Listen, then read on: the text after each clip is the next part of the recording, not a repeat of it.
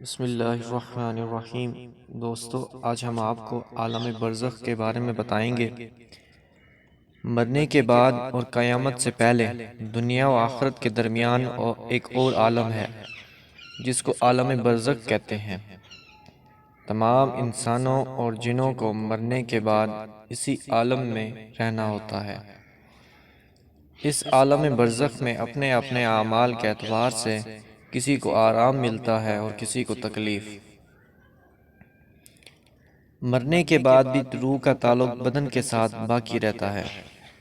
اگرچہ روح بدن سے جدا ہو گئی ہے، مگر بدن پر جو آرام یا صدمہ گزرے گا، روح ضرور اس کو محسوس کرے گی اور متاثر ہوگی۔ جس طرح دنیاوی زندگی میں بدن پر جو راحت اور تکلیف پڑتی ہے، اس کی لذت اور کلفت روح کو پہنچتی ہے، اس طرح عالم برزخ میں بھی جو انعام یا عذاب بدن پر واقع ہوتا ہے، اس کی لذت اور تکلیف روح کو پہنچتی ہے۔ مرنے کے بعد مسلمانوں کی روحیں ان کے درجات کے اعتبار سے مختلف مقامات میں رہتی ہیں۔ بعض کی قبر پر، بعض کی زمزم شریف کے کنویں میں، بعض کی آسمان و زمین کے درمیان، بعض کی آسمانوں میں، بعض کی عرش کے نیچے قندیلوں میں، بعض مگر روحیں کہیں بھی ہوں اپنے جسموں سے بدستور ان کو تعلق رہتا ہے۔ جو کوئی ان کی قبر پر آئے اس کو وہ دیکھتے، پہچانتے اور اس کی باتوں کو سنتے ہیں۔ اس طرح کافروں کی روحیں بعض ان کے مرگھٹ یا قبر پر رہتی ہیں، بعض کی یمن کے ایک نالے برہوت میں، بعض کی ساتویں آسمان کے نیچے، لیکن روحیں کہیں بھی ہوں ان کے جسموں سے ان کا روحوں کا تعلق برقرار رہتا ہے۔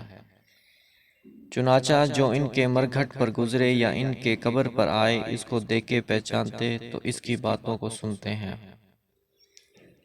یہ خیال ہے کہ مرنے کے بعد روح کی کسی بدن میں چلی جاتی ہے، خواہ وہ کسی آدمی کا بدن ہو یا کسی جانور کا، جس کو فلاسفر کہتے ہیں۔ فلاسفر تناسخ اور ہندو آواگون کہتے ہیں۔ یہ خیال بالکل ہی باطل اور اس کا ماننا کفر ہے۔ جب آدمی مر جاتا ہے تو اس اگر گاڑا جائے تو گاڑنے کے بعد اگر نہ گاڑا جائے تو وہ جہاں بھی ہو، جس حال میں بھی ہو، اس کے پاس دو فرشتے آتے ہیں، جس میں سے ایک کا نام منکر اور دوسرے کا نکیر ہے۔ یہ دونوں فرشتے مردے سے سوال کرتے ہیں کہ تیرا رب کون ہے، تیرا دین کیا ہے، اور حضرت محمد صلی اللہ علیہ وآلہ وسلم کے بارے میں پوچھتے ہیں کہ یہ کون ہے۔ اگر مرد ایماندار ہوا تو ٹھیک ٹھیک جواب دیتا ہے کہ میرا رب اللہ، میرا دین اسلام، اور حضرت محمد صلی اللہ علیہ وآلہ وسلم اللہ کے آخری رسول ہیں۔ پھر اس کے لیے جنت کی طرف ایک کھڑکی کھول دیتے ہیں، جس سے جنت کی ٹھنڈی ہوائیں اور خوشبوئیں قبر میں آتی رہتی ہیں، اور مردہ آرام و چین کے مزے میں پڑ کر اپنی قبر میں سکھ کی نیند سو رہتا ہے۔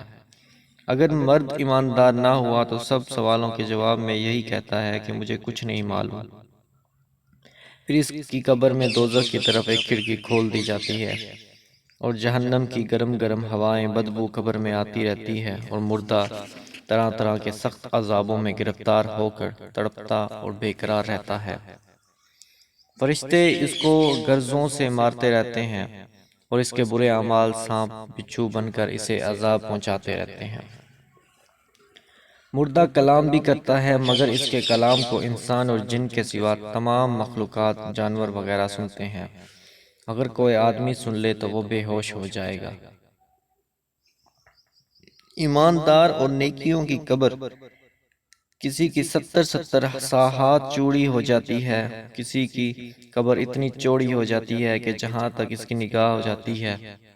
کافروں اور بعض گناہگاروں کی قبر اس زور سے دباتی ہے، اس قدر تنگ ہو جاتی ہے کہ ادھر کی پسلیاں ادھر اور ادھر کی پسلیاں ادھر ہو جاتی ہیں۔ قبر میں جو کچھ عذاب و ثواب مردے کو دیا جاتا ہے، جو کچھ اس پر گزرتی ہے، وہ سب چیزیں مردے کو معلوم ہوتی ہیں۔ زندہ لوگوں کو اس کا کوئی علم نہیں ہوتا۔ جیسے سوتا ہو آدمی، خواب میں آرام و تکلیف اور ہر قسم کے مناظر سب کچھ دیکھتا ہے، لذت بھی پاتا ہے اور تکلیف بھی اٹھاتا ہے۔ مگر اس کے پاس ہی جاگنا ہوتا ہو آدمی ان سب باتوں سے بے خبر بیٹھا رہتا ہے۔ تو یہ ہے دوستو عالم برزخ کا بیان۔ اللہ پاک ہمیں نیک اعمال کرنے کی توفیق عطا فرمائے تاکہ ہمارے لیے عالم برزخ کا مقام آسان رہے۔ وما علینا الا البلاغ المبین۔